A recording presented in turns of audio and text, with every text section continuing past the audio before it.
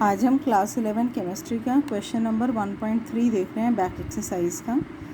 उसमें सैम्पल का परसेंटेज दिया हुआ है, आपको एम्पेरिकल फार्मूला निकालना है। आयरन और डाइऑक्सीजन दिया हुआ है, परसेंटेज कॉम्पोजिशन 69.9 है और यहाँ पे 30.1 है।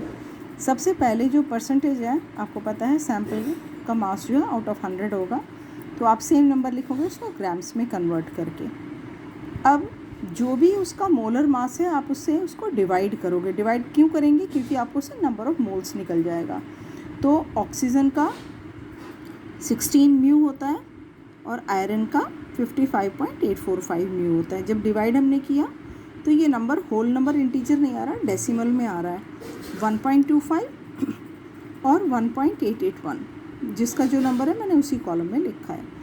जब ये होल नंबर इंटीजर नहीं आता तो आपने पढ़ा है डाल्टन्स एटॉमिक थ्योरी में कि भाई किसी भी रिएक्शन में एटम्स पार्टिसिपेट करते हैं, वो होल नंबर में पार्टिसिपेट करते हैं, वो ब्रेक डाउन नहीं होता उनका।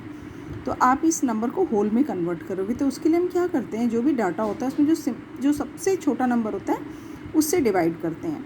तो मैंने 1.25 को उससे डिवाइड किया और दूसरे वाले नंबर 1.881 को भी उससे डिवाइड किया। तो यहाँ पे नंबर 1 होल आ गया, लेकिन दूसरा वाला 1.5 आ रहा है। तो हमें लोएस्ट नंबर ढूंढना होता है जिससे हम मल्टीप्लाई करके होल नंबर निकाल सकें।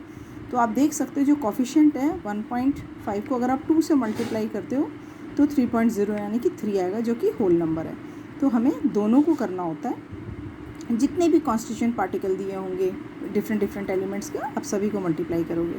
तो हमने वो जो कोफिशिएंट जो मल्टीप्लाई करने के लिए लिया वो हमने 2 लिया, तो 15 2 ज़ा 30 यानी कि 1.5 इंटू 2 3.0 हो गया और यहाँ पे 2 आ गया, यानी कि आयरन का 2 एटम और ऑक्सीजन का 3।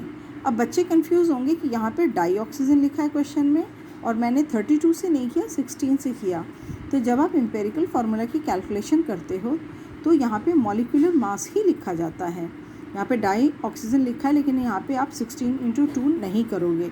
आप जब एनसीईआरटी की लैंग्वेज पढ़ोगे, ध्यान से वाला सेक्शन एम्पेरिकल फार्मूला वाला, वहाँ पे लिखा हुआ है, ध्यान से देखना। वहाँ पे मॉलिक्यूलर मास नहीं लिखोगे, उसका जो एटॉमिक मास होता है मोल्स में वही लिखना होता है यहाँ पर। तो इसका एम्पेरिकल फार्मूला क्या हो गया, आयरन का 2 और ऑक्सीजन के लिए सबस्क्रिप्ट 3 लिखेंगे, तो एम्पेरिकल फार्मूला हो गया Fe2O3। Thank you.